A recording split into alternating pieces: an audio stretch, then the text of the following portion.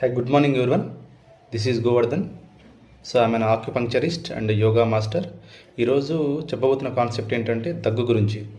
చాలామందికి దగ్గు వస్తుంది. అది పొడి దగ్గు కావచ్చు, తడి దగ్గు కావచ్చు. అంటే తడి దగ్గు అంటే కఫంతో కూడిన దగ్గు.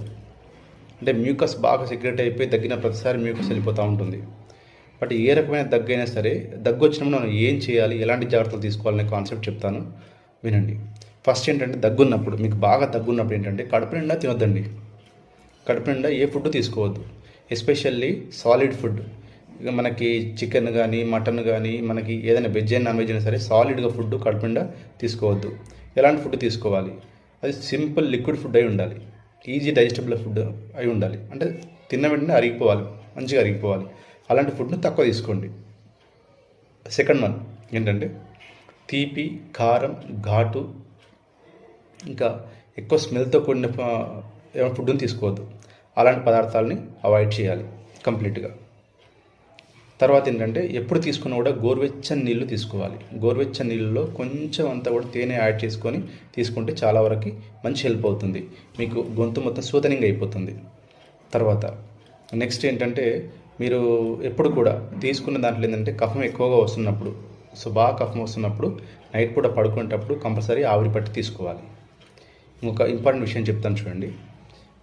దగ్గు బాగా ఉన్నప్పుడు, బాగా వేధిస్తున్నప్పుడు ఏం చేయాలి అంటే ఒక గ్లాస్ వేడి నీళ్ళు తీసుకోండి. గ్లాస్ వేడి నీళ్ళల్లో కొంచెము దాంట్లో ఒక మనకి లెమన్ ఉంది కదా, లెమన్ హాఫ్ పీస్ని పిండండి.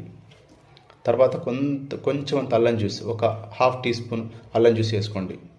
దాంట్లో కొంచెం హనీ కలుపుకోండి, మిక్స్ చేయండి.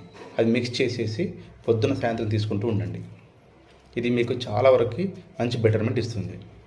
ఇంకా ఒక మంచి రెమెడీ ఏంటంటే కొన్ని వేడి నీళ్ళల్లో, గోరువెచ్చని కంటే కొంచెం వేడి ఉండాలి, అందులో తులసాకులు వేసుకోండి. సో తులసాకులు వేసుకున్న తర్వాత కొంచెం అంతా దాంట్లో లిటిల్ బిట్ కొంచెం సాల్ట్ వేసుకోండి, ఎక్కువ వేయద్దు సాల్ట్. కొంచెం సాల్ట్ వేసేసి కొంచెం బాయిల్ చేయండి. బాయిల్ చేసి దించి చల్లార్చి సిప్ బై సిప్ తాగుతూ ఉండండి. మీకు తులసి మంచి ఏమంటారు రిలీఫ్ అనమాట. Bacteria, anti fungal, anti bacterial లాగా వర్క్ చేస్తుంది. సో చాలా వరకు మంచి ఉపశమనం వస్తుంది. ఎక్కువగా దగ్గు వస్తుంటే ఏం చేయాలంటే, ఆపుకుంటూ దగ్గు వస్తుంది, కంటిన్యూ దగ్గు వస్తుంటే మనకి వామాకం దొరుకుతుంది. మనకి చెట్ల పైన మీకు అవగాహన ఉంటే తెలుస్తుంది. వాము ఆకు, ఆ వామాకును తీసుకొచ్చి పొద్దున ఒక ఆకు, సాయంత్రం ఒక ఆకు, మధ్యాహ్నం ఒక ఆకు తీసుకుంటుంటే మీకు పొడి దగ్గు కానీ తడి దగ్గు కానీ ఎక్కువగా వెళ్ళిపోతుంది. లోపల కఫం అంతా బయటికి వెళ్ళిపోవాలి. కఫం వల్లనే మనకి లంగ్స్లో ఇబ్బంది అనిపిస్తుంది, కొన్నిసార్లు బ్రీతింగ్ డిఫికల్టీ కూడా అనిపిస్తుంటుంది. సో కంటిన్యూ కాఫ్ ఉండడం వల్ల మనం వర్క్ పైన కాన్సన్ట్రేట్ చేయలేము.